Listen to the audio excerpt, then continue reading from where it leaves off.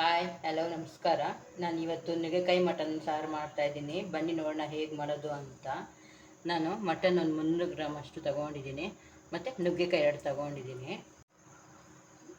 ಈಗ ನುಗ್ಗೆಕಾಯಿ ಮಟನ್ ಸಾರಿಗೆ ಮಸಾಲೆ ರುಬ್ಕೊಳ್ಳೋಣ. ನಾನು ಸ್ವಲ್ಪ ಕೊತ್ತಂಬರಿ ಸೊಪ್ಪು ತೊಗೊಂಡಿದ್ದೀನಿ, 1 ಮೀಡಿಯಮ್ ಸೈಜ್ ಈರುಳ್ಳಿ ತೊಗೊಂಡಿದ್ದೀನಿ, ಒಂದು ಚಿಕ್ಕ ಗಡ್ಡೆಯಷ್ಟು ಬೆಳ್ಳುಳ್ಳಿ ತೊಗೊಂಡಿದ್ದೀನಿ,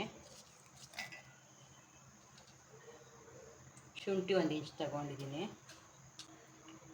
ಮೆಣಸುಕಾಳು ಒಂದು 10 ತೊಗೊಂಡಿದ್ದೀನಿ, 4 ಲವಂಗ ಮತ್ತು ಸ್ವಲ್ಪ ಚಕ್ಕೆ ತೊಗೊಂಡಿದ್ದೀನಿ.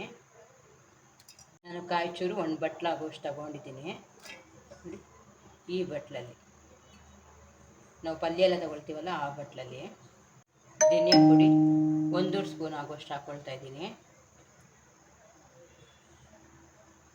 ಇದು ಸ್ಪೂನು ಈ ಸೈಜಿಂದು. ಖಾರದ ಪುಡಿ 1 ಸ್ಪೂನ್ ಆಗುವಷ್ಟು ಹಾಕ್ಕೊಳ್ತಾ ಇದ್ದೀನಿ. ನಿಮ್ಮ ಖಾರಕ್ಕೆ ಎಷ್ಟು ಬೇಕೋ ಅಷ್ಟು ನೋಡ್ಕೊಂಡು ಹಾಕ್ಕೊಳ್ಳಿ. ಇದು 2 ಟಮಾಟೆ ಹಣ್ಣು ತೊಗೊಂಡಿದ್ದೀನಿ. ಯಾವ ಟಮಾಟೆ ಹಣ್ಣು ಬೇಕಾದರೂ ಹಾಕ್ಕೊಳ್ಳಿ, ನಾಟಿನೋ ಫಾರಮ್. ನಾಟಿ ಹಾಕ್ಕೊಳ್ಳಿ, ಇಲ್ಲಾಂದರೆ ಫಾರಮ್ ಕೂಡ ಹಾಕ್ಕೊಳ್ಳಿ. ಇದು ಮಸಾಲೆ ಈಗ ನಾನು ನುಣ್ಣಗೆ ರುಬ್ಕೊಂಡು ಬರ್ತೀನಿ. ನಾನು ಸ್ಟವ್ ಅಂಟಿಸಿ ಕುಕ್ಕರ್ ಇಟ್ಟಿದ್ದೀನಿ. ಕುಕ್ಕರ್ಗೆ ಒಂದು 3 ಸ್ಪೂನ್ ಆಗುವಷ್ಟು ಎಣ್ಣೆ ಹಾಕ್ಕೊಳ್ಳೋಣ. ನಾನು ಸಣ್ಣದಾಗಿ ಈರುಳ್ಳಿ ಹಚ್ಕೊಂಡಿದ್ದೀನಿ, ಚಿಕ್ಕ ಈರುಳ್ಳಿದು, ಅದು ಹಾಕ್ಕೊಳ್ತಾ ಇದ್ದೀನಿ. ಸ್ವಲ್ಪ ಈರುಳ್ಳಿ ಕೆಂಪಗೆ ಬರಲಿ. ಈರುಳ್ಳಿ ಕೆಂಪಾಗಿದೆ.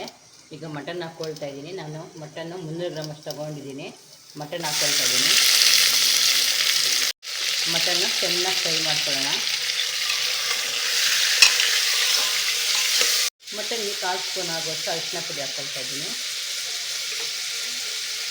ಸ್ವಲ್ಪ ಫ್ರೈ ಮಾಡ್ಕೊಳ್ಳೋಣ. ಚೆನ್ನಾಗಿ ಫ್ರೈ ಆದರೆ ಟೇಸ್ಟಿಯಾಗಿರುತ್ತೆ. ನುಗ್ಗೆಕಾಯಿ ಮಟನ್ ಸಾರು ತುಂಬ ಟೇಸ್ಟಿಯಾಗಿರುತ್ತೆ. ಚೆನ್ನಾಗಿ ಫ್ರೈ ಆಗಬೇಕು. ಈಗ ರುಚಿಗೆ ತಕ್ಕಷ್ಟು ಉಪ್ಪು ಹಾಕ್ಕೊಳ್ತಾ ಇದ್ದೀನಿ. ಈಗ ಉಪ್ಪು ಹಾಕಿದ್ರೆ ಚೆನ್ನಾಗಿ ಮಟನ್ ಹಿಡಿಯುತ್ತೆ ಅಂತ ಚೆನ್ನಾಗಿ 1-2 ನಿಮಿಷ ಫ್ರೈ ಮಾಡ್ಕೊಳ್ಳೋಣ. ಮಟನ್ನು ಚೆನ್ನಾಗಿ ಫ್ರೈ ಆಗಿದೆ. ಸ್ವಲ್ಪ ಕೂಡ ನೀರಿರಬಾರ್ದು, ಡ್ರೈ ಆಗಬೇಕು. ಅಲ್ಲಿವರೆಗೂ ನಾವು ಮಟನ್ನು ಚೆನ್ನಾಗಿ ಫ್ರೈ ಮಾಡ್ಕೋಬೇಕು. ಈಗ ನಾನು ಮಸಾಲೆ ರುಬ್ಕೊಳ್ಳೋದು ಹಾಕ್ಕೊಳ್ತಾ ಇದ್ದೀನಿ. ಮಸಾಲೆ ನುಣ್ಣಗೆ ರುಬ್ಕೊಳ್ಬೇಕು.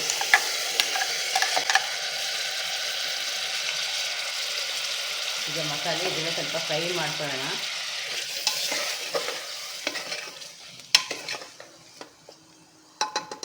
ಒಂದು 2 ನಿಮಿಷ ಚೆನ್ನಾಗಿ ಫ್ರೈ ಆಗಲಿ. ಮೇಲಿಂದ ಕುಕ್ಕರ್ ಮುಚ್ಚಳ ಸ್ವಲ್ಪ ಮುಚ್ಚಿಬಿಡೋಣ. ಹೀಗೆ ಮಟನ್ ಜೊತೆ ಮಸಾಲೆ ಚೆನ್ನಾಗಿ ಮಿಕ್ಸ್ ಆಗಿದೆ.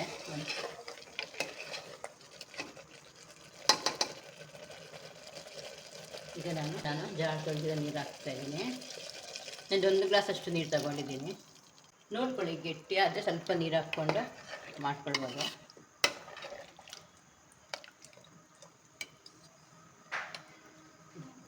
ಗಟ್ಟಿ ಇದೆ, ನಾನು ಸ್ವಲ್ಪ ನೀರು ಹಾಕ್ಕೊಳ್ತೀನಿ.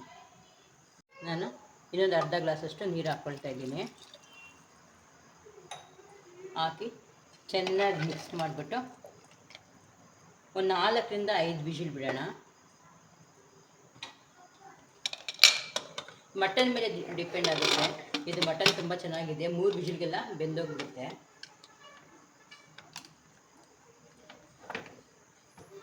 ನಾನು 4ರಿಂದ 5 ವಿಷಿಲ್ ಬಿಡ್ತೀನಿ. ಒಂದು ತಪ್ಪಲೆಗೆ ಅರ್ಧ ಗ್ಲಾಸಷ್ಟು ನೀರು ಹಾಕ್ಬಿಟ್ಟು ನುಗ್ಗೆಕಾಯಿ ಹಾಕಿ ಬೇಯಿಸ್ಕೊಳ್ತಾ ಇದ್ದೀನಿ.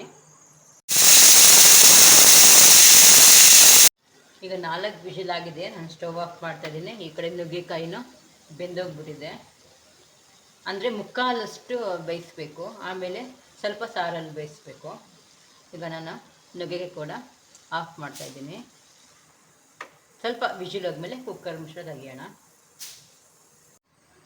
ಈಗ ವಿಷಿಲ್ ಹೋಗಿದೆ, ಕುಕ್ಕರ್ ಮುಚ್ಚಳ ತೆಗಿತಾ ಇದ್ದೀನಿ. ಈಗ ನಾನು ಸ್ಟವ್ ಅಂಟಿಸಿ ನಾನು ನುಗ್ಗೆಕಾಯಿ ಬೇಯಿಸಿದ್ನಲ್ಲ ಅದು ಹಾಕ್ಕೊಳ್ತಾ ಇದ್ದೀನಿ. ಈಗ ಒಂದು ಸತಿ ಎಲ್ಲ ಮಿಕ್ಸ್ ಮಾಡಿಬಿಟ್ಟು ಇದರಲ್ಲಿ ಒಂದು 5 ನಿಮಿಷ ಮೀಡಿಯಮ್ ಫ್ಲೇಮಲ್ಲಿ ಕುದಿಯೋಕ್ಕೆ ಬಿಡೋಣ. ನಾನು ಕುಕ್ಕರ್ ಮುಚ್ಚಳ ಇದ್ರ ಮೇಲಿಂದ ಮುಚ್ತಾ ಇದ್ದೀನಿ.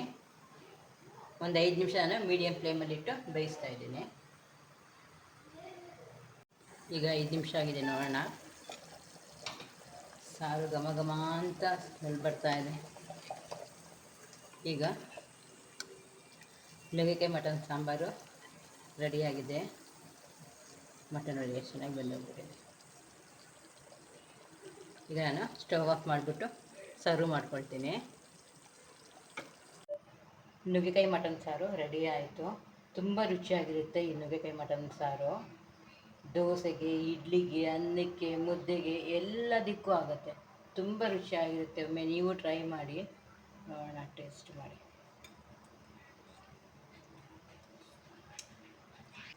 ತುಂಬ ಟೇಸ್ಟಿಯಾಗಿರುತ್ತೆ. ನೋಡಿ ಮಟನ್ ನೋಡಿ ಹೆಂಗೆ ಬಂದೋಗಿದೆ ನೋಡಿ.